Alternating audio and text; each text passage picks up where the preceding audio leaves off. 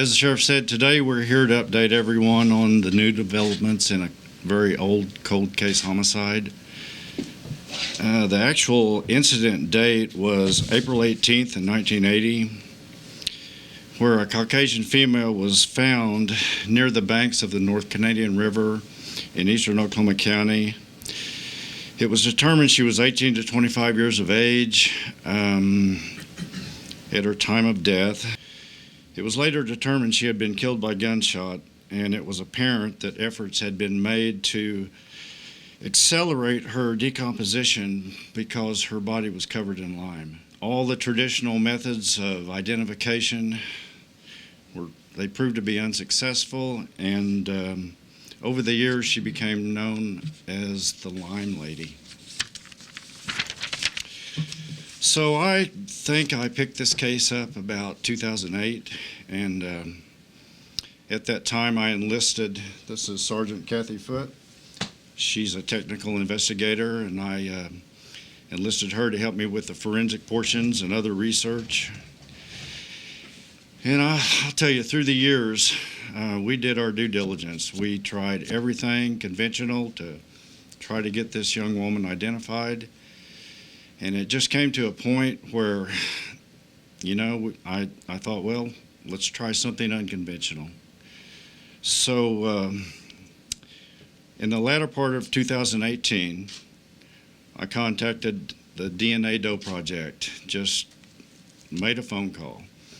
And I talked to Dr. Colleen Fitzpatrick, who is one of the directors of that organization, and I just was asking, well, what about my case? Is there anything you think you can help me with? And what that is they are an initiative that uses genetic genealogy through DNA to try to identify John and Jane Does. And they've had remarkable success in some of the older cold cases, and she was very receptive and had actually heard of this case. And after several phone conversations, she said, I'll tell you what, if you can find quality and quantity DNA, we could make a lab referral and we'll see if we can't come up with a profile. And so we selected blood stain and oral swab, and we forwarded that to the lab referral from the DNA Doe Project. And months went by,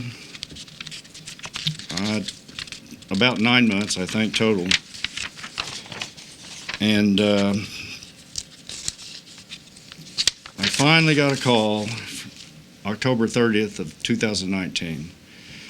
And they said, well, we've got a profile for you. And I thought, well, okay, And we're going to send it to our genealogy research team to go from here. And so I'd like to introduce Cairenn Binder with the DNA Doe Project, and she is over the research team that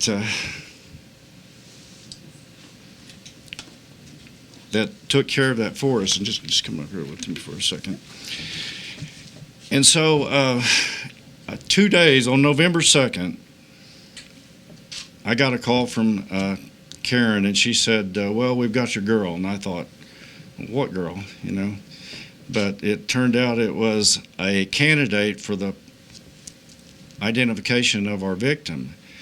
And I thought that was just amazing of how fast that occurred. Now, she made it clear that this is a candidate. It's not a 100% sure, but it's a really good candidate. And now it came back to me. I have to find a relative for a DNA comparison or some type of medical records to confirm the identity. And it became difficult because her immediate family was all deceased. And so through the course of my investigation, I ended up learning that our victim had served in the military. She was in the United States Army.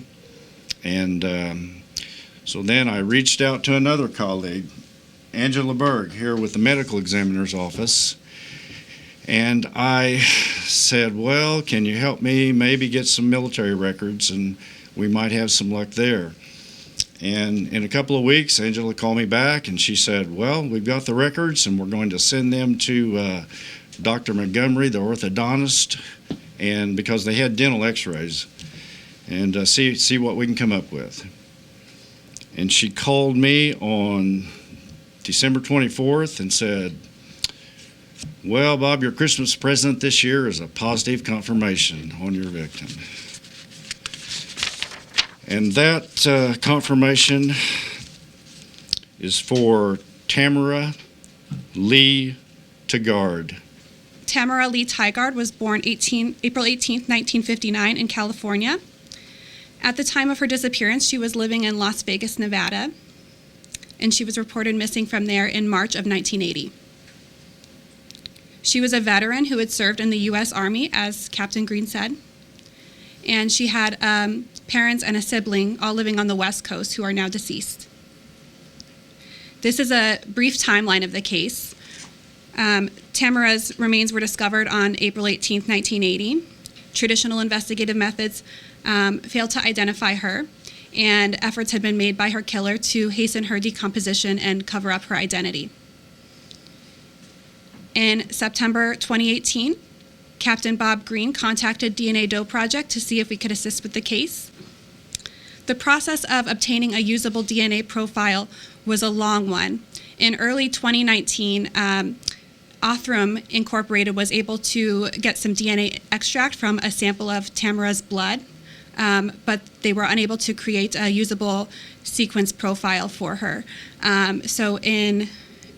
Later in July of the same year, the sample was sent to Hudson Alpha for a second sequencing attempt, and they were able to sequence her DNA.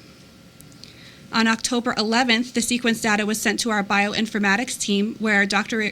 Gregory Magoon created a GEDmatch uploadable kit for her. And on October 30th, her kit was uploaded to GEDmatch. So we were able to see her matches on the 31st. We're really proud that it only took us about a day and a half to come up with an ID for Tamara as a potential candidate, and I was able to report that to Captain Green on November 2nd.